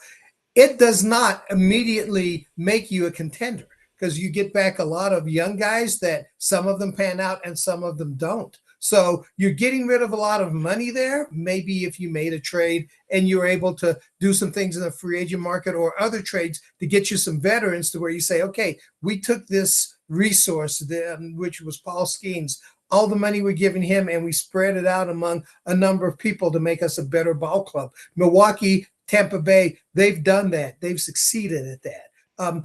But I don't know that you can get back enough strictly to trade Paul Skeens and make your fans happy about it. They're going to be unhappy about it no matter what.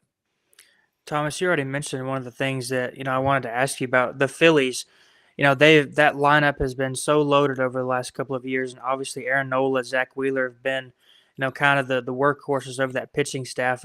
Do you think that the Phillies make any major moves this offseason that, even though their team has been so good, they haven't been able to break through for that World Series you talked about? Well, you look at the guys like Nick Castellanos; he's getting into his 30s. It just seems like the window is starting to close. JT Realmuto, he'll be early 30s, maybe 32 years old. I'm not sure right now. Do you make enough moves to say, hey, we're going to just toss all our cards onto the table this year? Or maybe do you let some of the prospects, they do have a few of them, come through the system and become major leaguers now, hope that they're good enough to keep you as a contender, but really the truth is extending your window of contention? And, the biggest move of the offseason so far for the Mariners was obviously extending Josh Naylor. Do you think the Mariners make any moves here at the meetings, or do they just decide to run it back and try it again next year? Their pitching is so good that they were able to hold on to Naylor. I could see them maybe looking around to see what happens. Do they try to make a move or two around the edges, or do they maybe make a material move and just change the way they do things? I don't see that happening. I think that they want to hold it together, especially with the pitching that they have. And I don't. He was a big signing at the time, but I'm not sure it's getting talked about a whole lot now. But obviously, Alex Bregman was a big signing when Boston was able to get a hold of him, but obviously opted out after 1 year. Do you expect Boston to still pursue him in free agency, or is Alex Bregman going to land elsewhere, you think? I kind of believe he'll land elsewhere, although Boston does have the resources for it. We'll just have to see where he lands. Is his market better this year than it was last year? Quite possibly. So that's one that I think that you'll start hearing about various teams involved. Then you'll know inevitably there'll be a mystery team that will show up, and whether the team actually exists or if it's to create a market. So Alex Bregman will be a guy we'll be following all winter long. Thomas Harding of MLB.com joining us here on Main Street Sports today, presented by the Tennessee Orthopedic Alliance of Columbia, as we get ready for the winter meetings down in Orlando that start up Monday. I want to follow up on Calvin's question regarding the Philadelphia Phillies, because for all of the names that you mentioned, one that you didn't mention is Bryce Harper. And does his contract make him untradeable, or is there still, someplace out there that would bring him on? And if you move Bryce Harper, is that the white flag for the Philadelphia Phillies? I think moving him would be the white flag. You do it at the deadline if you're struggling. But I think that if you're going to try to win, he has to be a part of it. The key to that entire roster is Kyle Schwarber. Can they get Kyle Schwarber to stay? I know there's been a lot of noise about him going home to Cincinnati and playing for the Reds. If they lose him and they lose a Nick Castellanos, maybe you're going with a little bit younger roster and you're trying to make a few moves around the edges. Maybe the young guys, if the young guys overperform, that's how you stay contending. But if you lose Kyle Schwarber, you have to seriously think that the window's closing. But I just don't see Bryce Harper moving unless it's during the season where maybe there's an obvious need somewhere else and they could really make a mega deal. Thomas, we couldn't let you get out of here without Mo and I sneaking in a Braves question. The talk about the Braves all year was they needed major help at shortstop. They went up and picked up Mauricio Dubon. But if Mauricio Dubon is going to be the Braves starting shortstop, and you look at how inconsistent Ozzie Albies, Austin Riley, and guys like Michael Harris were for the bulk of last season, do the Braves need to add a big bat to that lineup in your mind just to have a little bit more sustained offensive success?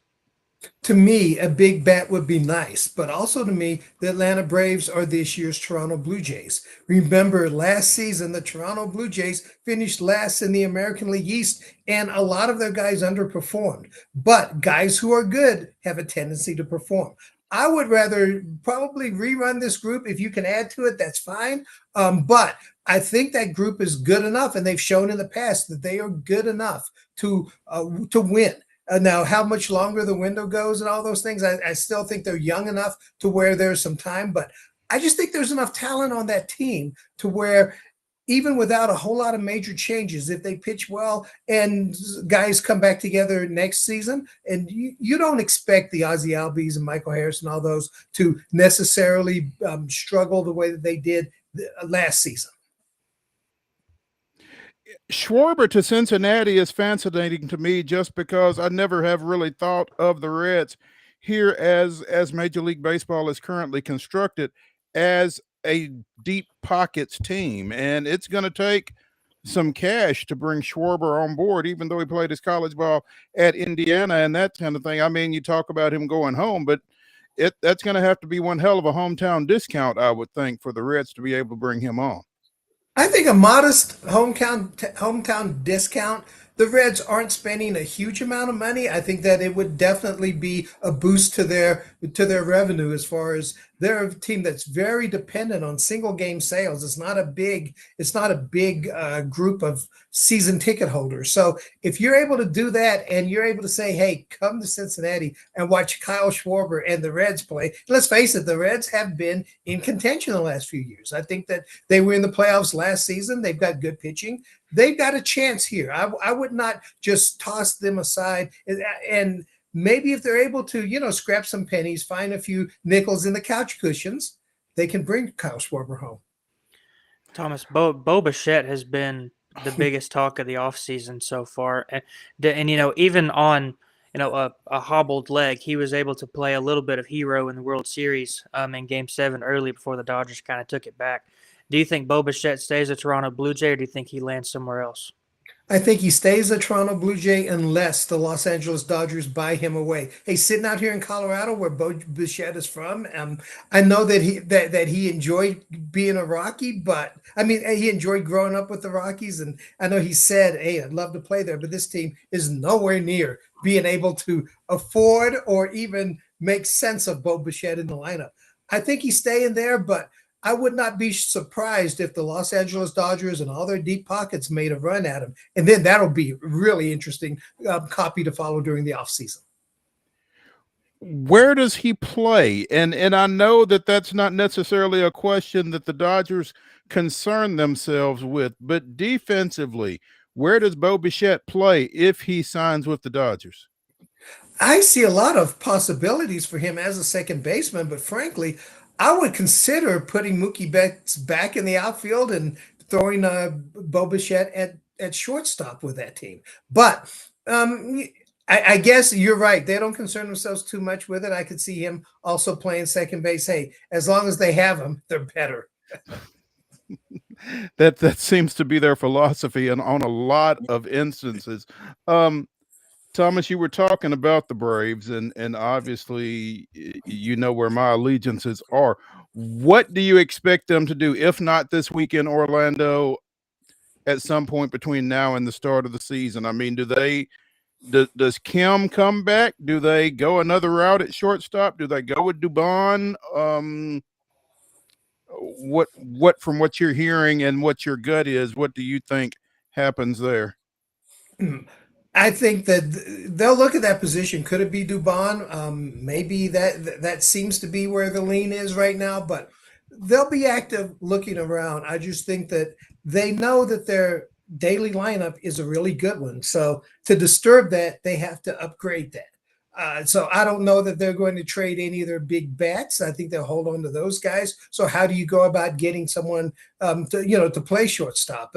Maybe they go with what they have. Maybe they use their dollars in the bullpen to help there. I'm not sure exactly, but like I say, that's a team. And it reminded me of Toronto last year, where Toronto, their big move was making sure that they had Vladimir Guerrero Jr. under contract. They kind of stood pat, actually. They did some things in the rotation, and the Braves could do that. But really, that daily lineup is a championship-type lineup. I would stick with that. We talked about Skeens and Pittsburgh, how stupid it feels like it would be for them to trade him. Is Detroit the American League version of Pittsburgh as far as the talk that they might trade Skubal? Well, Detroit is a much better team. So well, they are, but I mean, just in terms of trading, trading Cy Young Award winner. Yes, Cy Young Award winner. You have to get something back really good. And it does seem like that around Skubal in the rotation and the bullpen and the lineup, they're in decent shape. It would be, I think, a gambit to trade him, but it may be worth looking at. If I were a member of the Tigers front office, I would make sure to examine everything before I say no on a trade with Tarik Skubal. Thomas, kind of on the flip side of that, Tarik Skubal has obviously been the focal point of that pitching staff. And, up until the last part of the season when, Detroit just withered down the stretch and almost gave up the division lead to Cleveland, do you think that, if they do keep Tarik Skubal, that the Tigers will need to maybe kind of like the Braves add a bat to that lineup just to, bring a little bit more consistency? Yeah, that would make a lot of sense to me. And I remember last year there was talk about Alex Bregman. Maybe he is that bat that makes the difference. It's just hard to imagine for me, Go ahead. No, go ahead. Calvin, what were you saying? I'm sorry. I didn't say anything. Oh, okay. Well, good. Thomas Harding of MLB.com joining us here on Main Street Sports today.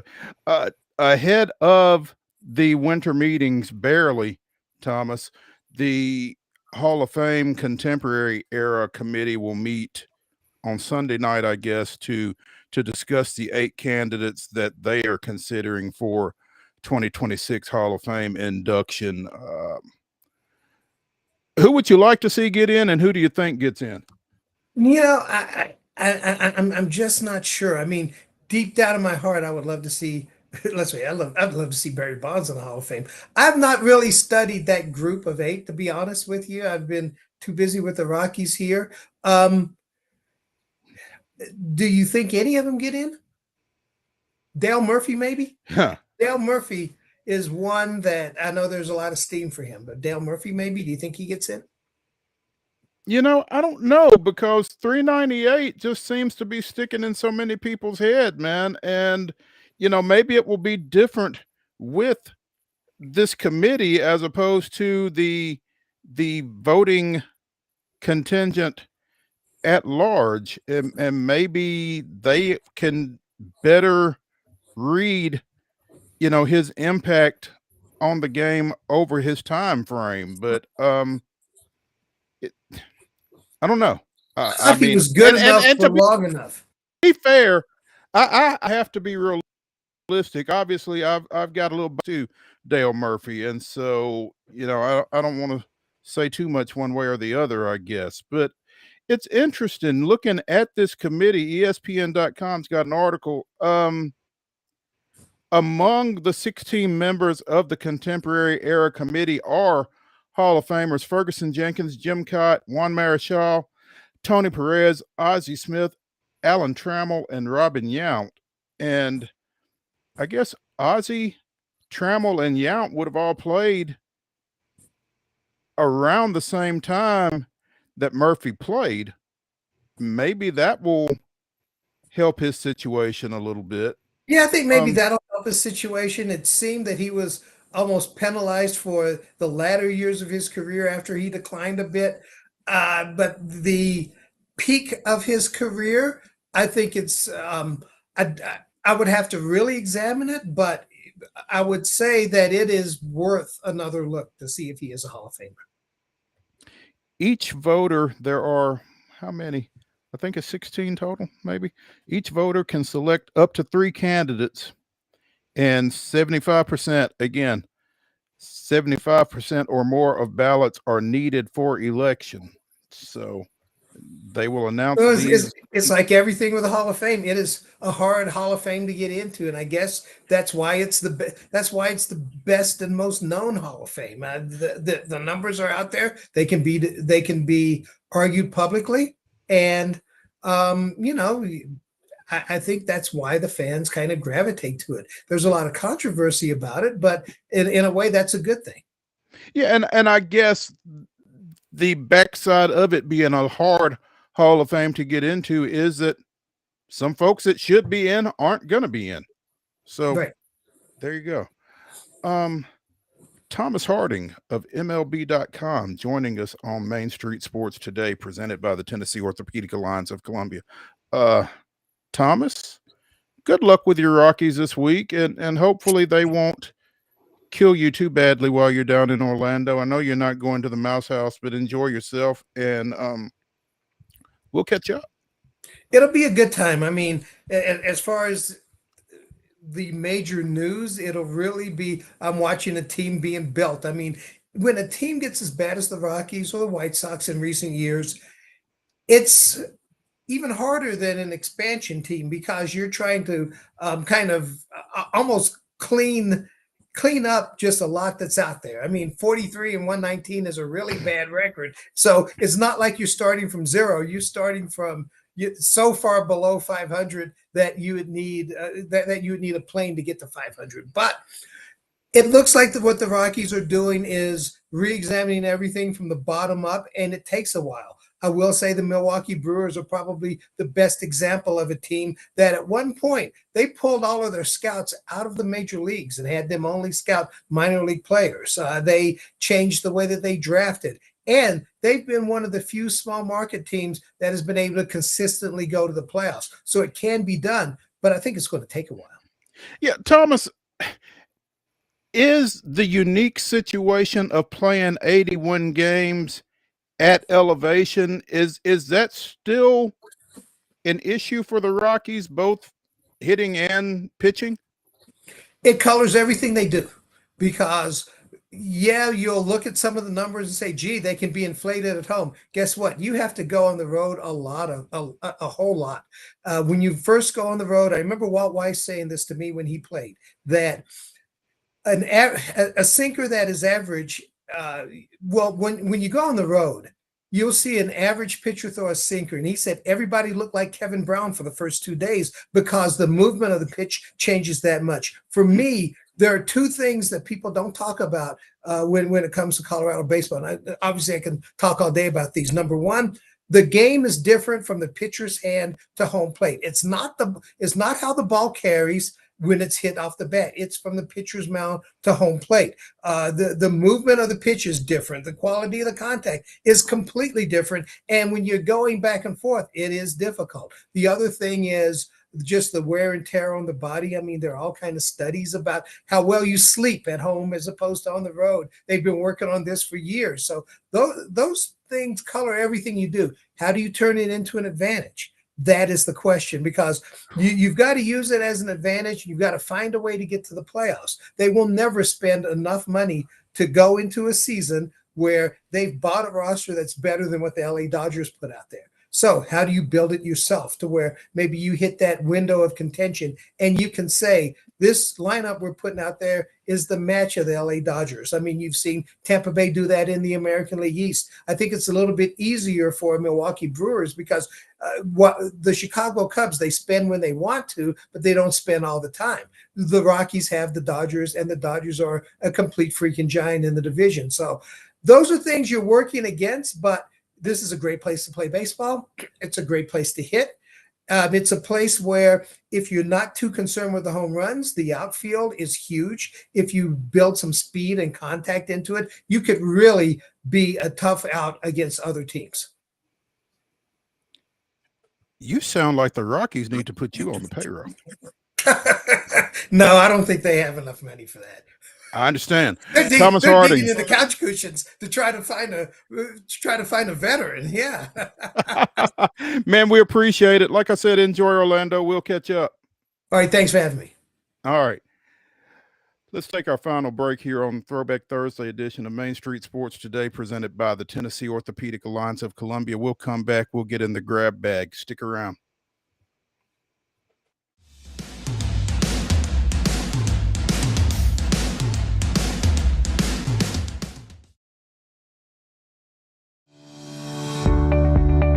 When I think of Delta Dental now, it's really their core values. It's the volunteerism, it's the giving back. Delta Dental gives us 10,000 toothbrushes. So twice a year, we have these children that are going home with food that may not have weekend food, and they're also getting a toothbrush. The best partners are the ones that truly do impact the community together, and I don't think there's a better example of that than our partnership with Delta Dental.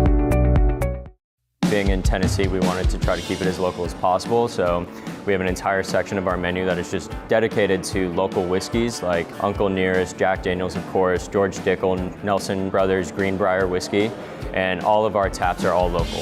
From 2 o'clock until midnight, we've got food every day for you guys. A good handful of appetizers, some entrees, and a couple salads and things like that.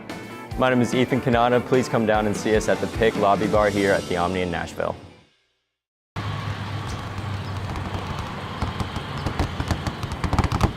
The winning just got closer. All new Sportsbook, the latest gaming machines, live horse racing, and more. The Mid Gaming Hall, Kentucky Downs. Winning just got closer.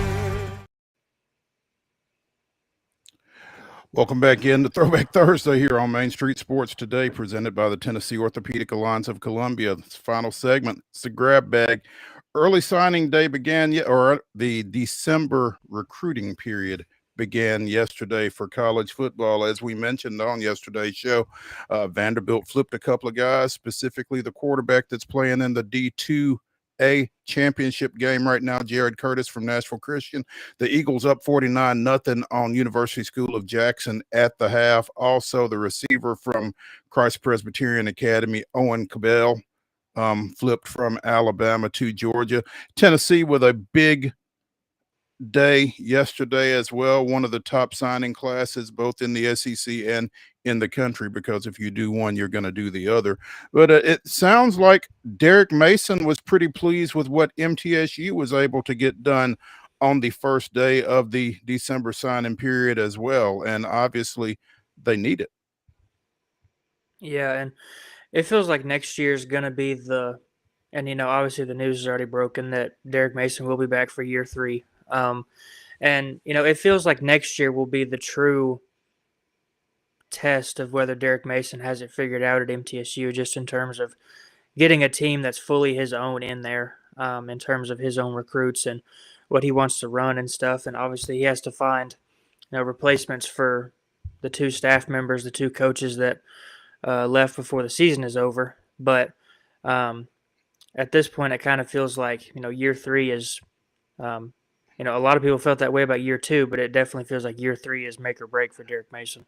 I think make or break is the perfect phrase, Calvin. I think that, I don't think anybody's happy with 3-9, and I don't think anybody's happy with 3-9 in back-to-back years. And I think that everybody around the MTSU program knows that things have to be better in 2026.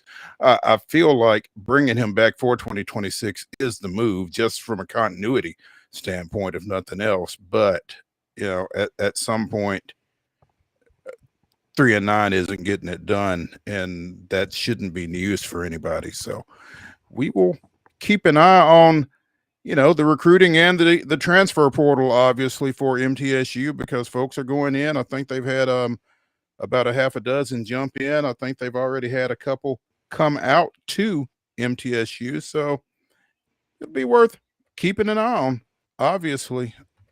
And one last thing, it's just weird.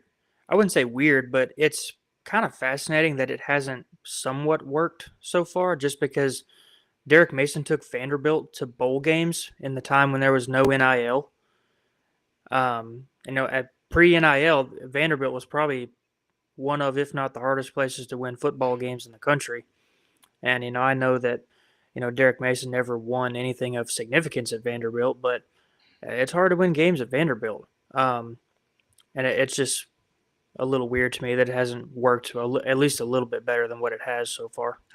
Yeah, and to that point, maybe it's just, there's nuances at each place.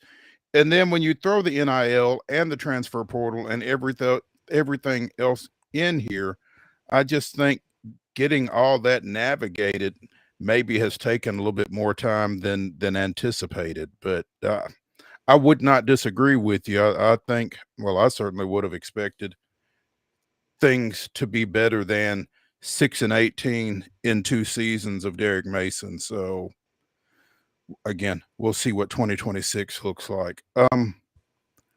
Speaking of Vanderbilt, Michaela Blakes goes over 1,000 points in 42 games, 28.7 rebounds, 7 assists, as the Commodore women defeated Virginia last night, 81-68. If you like women's basketball at all, you need to make your way down to West End and check this young lady out. She is something special. Yeah, she's just a stud. Shay Ralph has, been a big part of, the Vanderbilt athletic department as a whole, kind of turning things around. Football and men's basketball both has a really good team at Vanderbilt right now. And Shay Ralph, you kind of saw it from her first season at Vanderbilt. They weren't, amazing by any means, but you could tell from the jump that Shay Ralph made them a better basketball team. And in year 3 or 4, whatever it is for her, it might be year 5 actually. But she's turned Vanderbilt into a conference contender.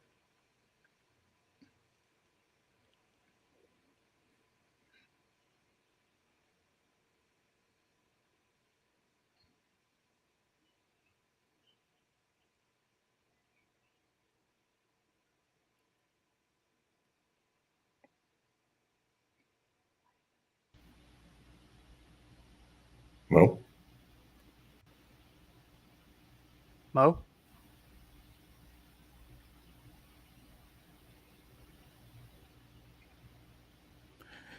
In a tough conference. Meanwhile, Tennessee continued its West Coast swing, got 19 points out of Talasia Cooper, one of 4 double-digit scorers in a 65-62 win out at Stanford last night. Improving to 4-7 with that win. Is that right? Huh. Tennessee? That's not right, is it? They're 6-2. No. 1, 2, 3, 4, 5, 6. 6-2. Something was wrong. But a big win for the Lady Vols coming off that loss over the weekend at UCLA. So nice to see them bounce back out on the West Coast and pick up that 3-point victory up at Stanford last night. You were talking about men's basketball and Vanderbilt. The Commodores with a big win at Memorial Gym last night on the men's side. In the SEC ACC Hoops Challenge, helping the league go 6-1 last night with their win over SMU. So the SEC goes 9-7 in total over the 2 nights of the SEC ACC Challenge. Big win for the Commodores. Also, bigger win for Arkansas, defeating number 6 Louisville 89-80. Alabama downs Clemson by 6. LSU goes on the road and defeats Boston College in overtime. Auburn with a 10-point win over visiting NC State. Mississippi State wins at Georgia Tech. And again, Vanderbilt with the 88-69 win over visiting SMU. The Commodores ranked number 17 this week and improving to 9-0 with that victory. The only loss for the SEC last night was Texas falling to visiting Virginia, also 88-69. But again, big win for the Commodores. We've talked about them and their activity in the transfer portal this past offseason, and a lot of that paying off. Duke Miles with 10 points last night. Jalen Washington with 8 points and 6 boards off the bench. But the night belonged to former Brentwood Academy standout Tyler Tanner, 26 points, a career high, along with 5 boards and 6 assists in the win for Vanderbilt. Finally, we mentioned it during the rundown. The Predators go on the road tonight. They play at Florida, coming off of a win in their last outing. Not real confident about them building up any momentum against the 2-time defending Stanley Cup champs, but, give it your best shot, Preds.